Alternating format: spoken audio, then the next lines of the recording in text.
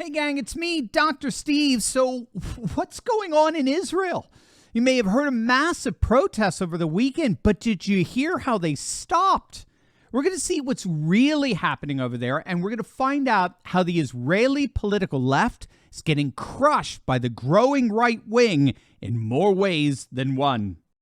Over the weekend, tens of thousands took to the streets in Tel Aviv to protest against their new nationalist populist government's measures to radically reform their nation's judiciary. Now, for many, this is a cynical move on the part of the Prime Minister, Benjamin Netanyahu. Netanyahu is currently under investigation for corruption, so critics see that as nothing more than Netanyahu trying to interfere with the judiciary in order to circumvent the process. Now, because of that, or at least in part, not everyone in Bibi's administration is on board with these judiciary reforms. His defense minister announced his opposition to the plan, which resulted in Bibi firing him. And that firing seems to have been the catalyst for these massive demonstrations. However, what you probably have not heard about is how much support there actually is in Israel for these judicial overhauls and why there's so much support. In fact, isn't it interesting how we're not hearing about the thousands that are coming out and demonstrating in favor of judicial reform? We're only hearing about one side, not the other. How democratic of our legacy media. Interestingly, the protesters' main message was, this is what the last election was all about, precisely these kinds of needed reforms. And so they're chanting things like, don't let them steal the elections from us. A number of conservative youth that's seen grab pride flags from the smaller number of anti-judicial reform protesters and stomped on them in a show of defiance against precisely the kind of secular values that the Israeli judiciary has been pushing. And that's exactly what the left-wing media has been whining and complaining about. Anti-government protesters found themselves fleeing right-wing activists who not only attacked them, but attacked them as Israeli police reportedly looked the other way. So while we're hearing from the legacy media that the Netanyahu government, the most far-right government in Israel's history, is on the brink, right? In point of fact, there are even left-wing media outlets admitting that all these protests are actually ending up further empowering right-wing forces. For example, in agreeing to postpone the vote that was supposed to take place in the Knesset to go ahead with the judicial reforms, Netanyahu agreed to establish a new National Guard under the control of their current ultranational security minister, Itamar Ben-Gvir. So the right is actually getting more powerful, not less, because of all this.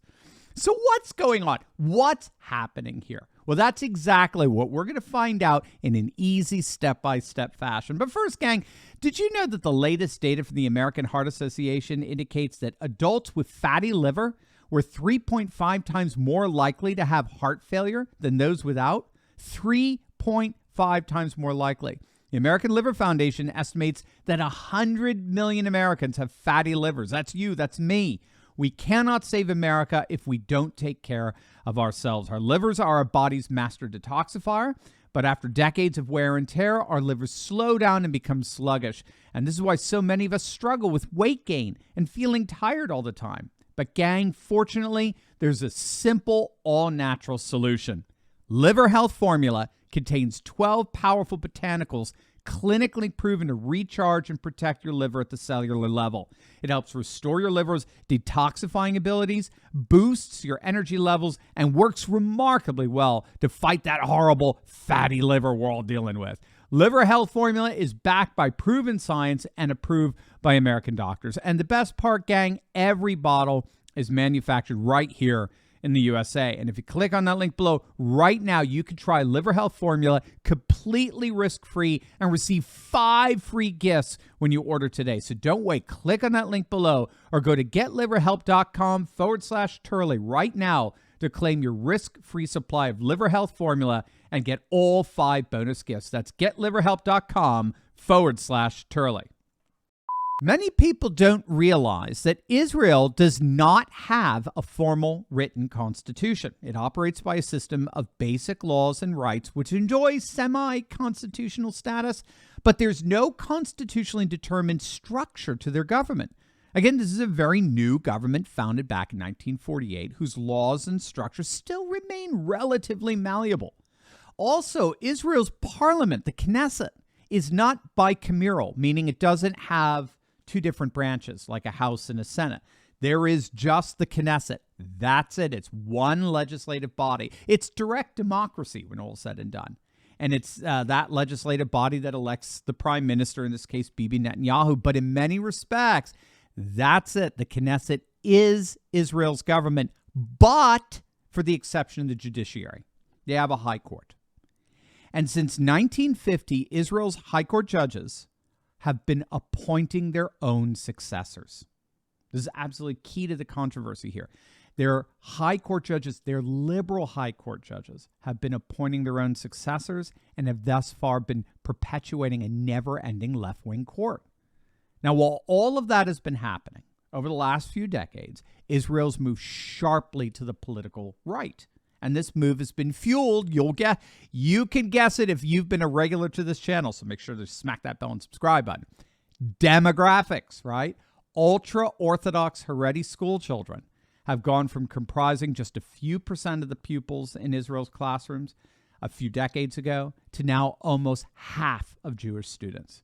And this happened literally in just a few decades. And they're poised to represent the clear majority of the Jewish population by 2050. So naturally, Israel's politics has swung way to the right, to the Orthodox Jewish right. So the high court is stuck in this old secular liberal paradigm, all the while the nation as a whole has swung to the nationalist populist right. And therefore, it is only a matter of time before reforms like these that are being proposed, which will require all high court judges from now on to be appointed by the Knesset. It's only a matter of time before these are put into place. It's not a matter of if, it's when. And all the virtue signaling among all the protesters isn't going to matter a hill of beans. Now, of course, as we saw over the weekend, there's still a very substantial secular portion of the population that sees the left-wing court as their only counterbalance to this growing right-wing trend. But it's all for naught.